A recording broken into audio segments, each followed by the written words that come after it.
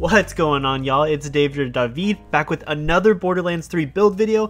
It's been quite a long time actually since I've done a build video, and with the most recent Valentine's Day event, I did go out and I got the legendary event sniper to make the Wedding Crasher flak build to share with you guys.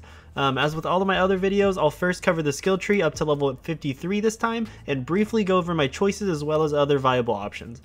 So kicking it off, we'll start on the Stalker tree with 5 points into Furious Attack for the gun damage that it gives mainly, and then next I like to put 5 points into Eager to Impress for the action skill cooldown rate reduction, and then I go down and put 3 points into Turn Tail and Run, which is a skill that I normally run and cover in all of my build videos. It's just really incredibly flexible and gives you 4 really great stats, and also the 1 point into Lick the Wounds is sort of like a fail-safe since I like to play solo. To get down to the 4th tier, I usually just slot 1 point into all my BFFs for my pet, but also you can just put 1 point into the self-repairing system.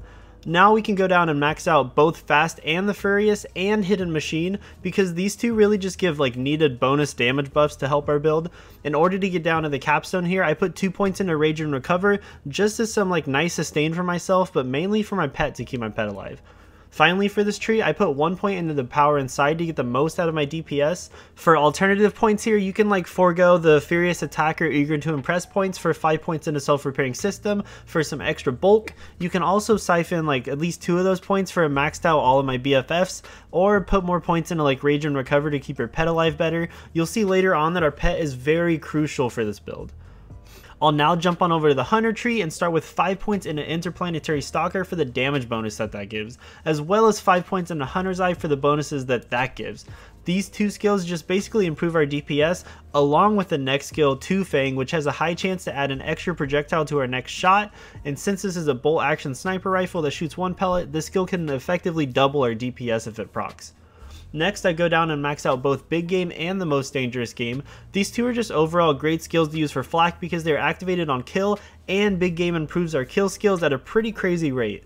The final point in this tree goes into Galactic Shadow for the safety that it gives mainly, but also for the added crit damage. For alternate points here, you can put points into Leave No Trace and Head Count if your aim is really good and you're critting a lot, but if you aren't critting almost all the time, then it's just not really worth it. If you are level 50, then that's going to be it for the skill tree, but if you did hit level 53 recently since the event just came out and the level cap went up, then the final points can go into Persistence Hunter on the Master tree for the gun damage bonus, but more importantly the action skill duration bonus.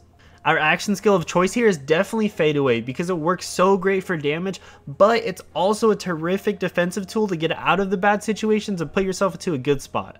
As for augments, I always go Not My Circus because our pet taunting the enemies is the easiest way to stay alive in solo, and it also procs our Hidden Machine 30% damage buff. Just because of this skill, I do try my best to keep my pet alive, and I even go as far as using my Fade Away to go revive my pet because without my pet taunt, I do go down rather quickly. The other augment that I use is Until You Are Dead for the movement speed buff as well as the HP regen. With all my BFFs, this keeps my pet healthy, and with the movement speed, I can get where I need to be. My pet choice here is the Jabber family. You can really use any of them that you like. The Beefcake is probably the best though, with the extra HP bonus. So now that the skill tree is done, I like to talk quickly about each piece of gear and give you some other options for the gear if you don't have these just yet. Our main weapon is the new Valentine's event sniper, the Wedding Invitation, with 100% weapon damage on action skill N.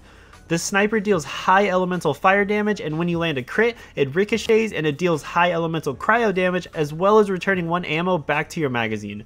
You really want to land crits with this gun during Fade Away, and more importantly right after Fade Away ends while the anointment is still in effect. It's a little tough to use and completely different from my normal hipfire, melt everything in your way build, but it's a lot more rewarding if you have good aim.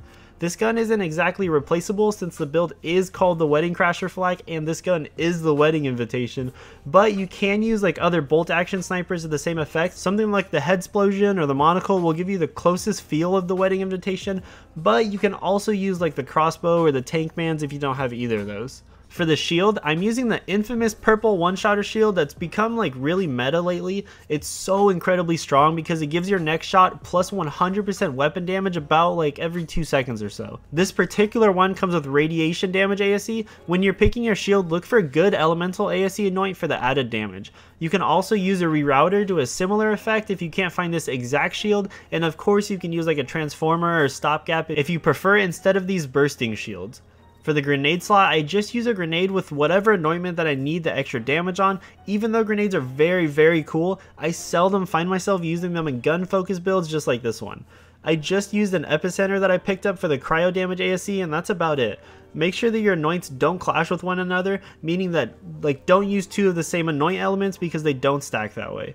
For my class mod, I just used this level 50 rack pack that I had lying around because I dumped most of my other 50 class mods on accident. It gives me +5 Grim Harvest and weapon damage and weapon crit damage and action skill cooldown rate. You really want something with Jacob's crit damage here though for the most damage, and like bounty hunters or cosmic stalkers along with stack bots are probably the best for this slot.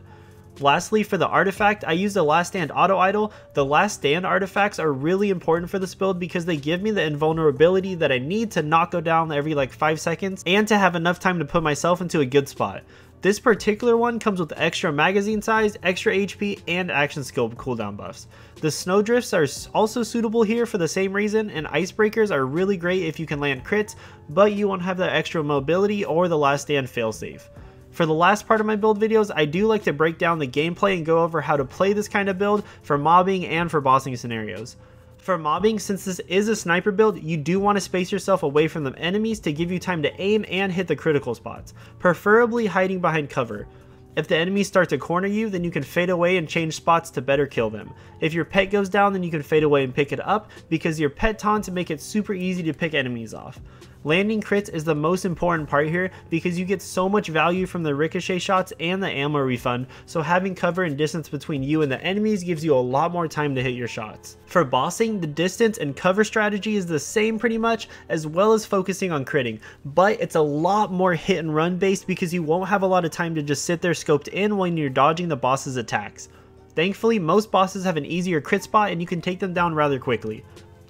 And that is going to do it for my quick Wedding Crasher Sniper Flak build for Mayhem 4. If you liked the video, make sure to go rack attack that thumbs up button for the video to show me the support. And if you would like to chat with me and my growing community every single day, come on over to my Discord server where myself and several others love to chat and share items for each other across every platform. Also, don't be afraid to go leave me a comment below because I do reply to every single comment, and go gamma burst that subscribe button and the notification bell so you don't miss out on my next videos. That's going to be it for me. As always, thank you so much for watching till the end, and I'll check you all in the next video. See ya!